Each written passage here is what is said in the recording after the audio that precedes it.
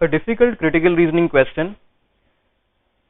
The Hidden Eye magazine must have misquoted the remarks of the visiting diplomat from Predelstein about our country.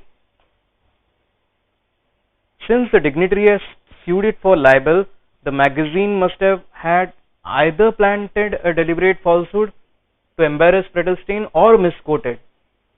And the good relations the Hidden Eye enjoys with the government are well known. What happens is, there is a conclusion which is drawn from two possibilities, either or, and some additional data is there which exhausts one of the possibilities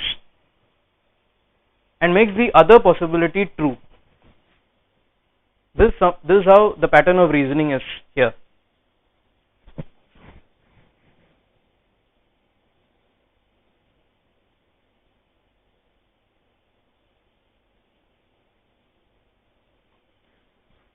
If we look at option 1, according to the company policy of the Hidden Eye, employees who are either frequently absent without notice or who are habitually late receive an official warning.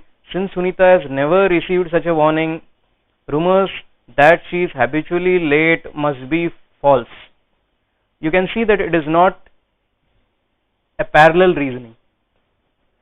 Option 2, any diplomat who discusses a confidential state matter with a member of the press will be either fired or removed.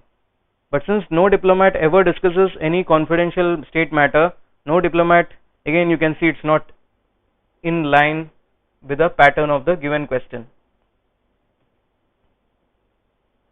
What about option 4? To earn a merit salary increase, an advertising executive must either bring in new clients or develop innovative supplements. No innovative supplements were developed at the Hidden Eye, so advertising executives must have brought in many new clients.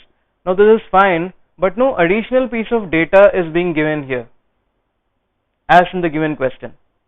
Option 5, any diplomat of Predelstein who is either awarded the Order of the Brazil or becomes a Minister of State has to be recommended.